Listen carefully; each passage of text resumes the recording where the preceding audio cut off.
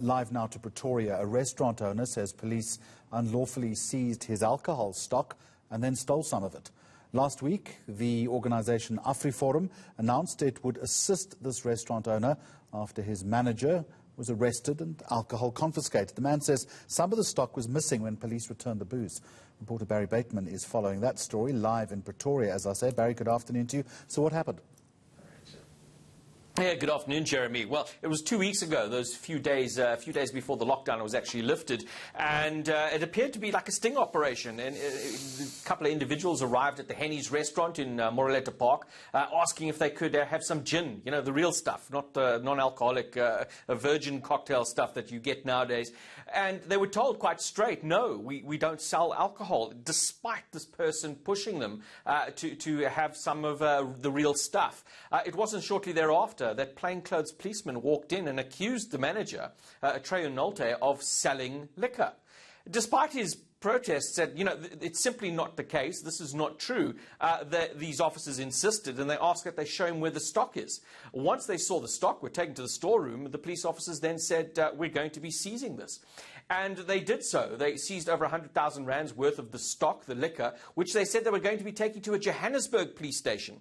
It was only when the owner got involved and said, no, you're not going to do that. You're going to be taking it to the local police station, which in this case was Garsfontein, that this was in fact done. It was taken to the Garsfontein police station. When Nolte arrived there, he was subsequently arrested.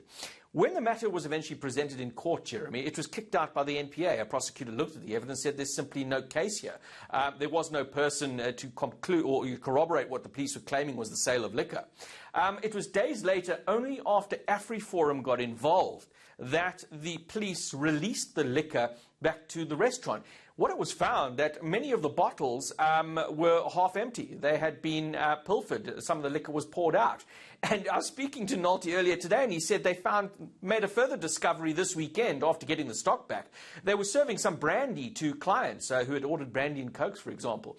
And the clients had complained, this doesn't taste quite like brandy. They inspected the bottles, and they found out that they were in fact filled with tea.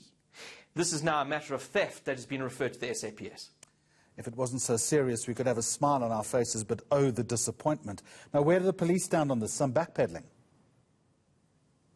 Well, Afriforum has filed a formal service complaint to the office of General Kehla Setole. I spoke to Vishnaidu earlier today. He confirmed receipt of that complaint. He says it is being taken seriously. It is being investigated. He added that in their response, once this matter is investigated to Afriforum, will be that a criminal case be pursued against the individuals who have been implicated here. He's saying it is quite clearly a case of theft. So quite a strong position being adopted by the police. They have been criticized quite harshly by Afriforum, particularly if you look at Minister Becky Cele's gung-ho attitude in public. They say that the police officers in this instance were merely replicating what they see from the political leadership within the organization. But from the police management side, Setole's side, they are taking it seriously and have said they will investigate it fully. Well, one sincerely hopes so. I'm assuming you've reached out to the Liquor Traders Association.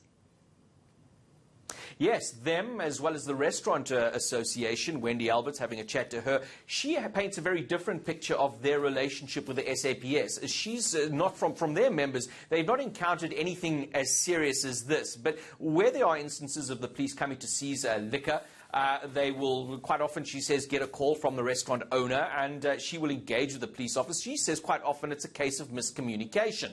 And they have an excellent rapport with the authorities all the way up the top, and saying that where things like this happen, they're often able to negotiate it, and the matter is resolved. Not so much on the Liquor Traders Association side.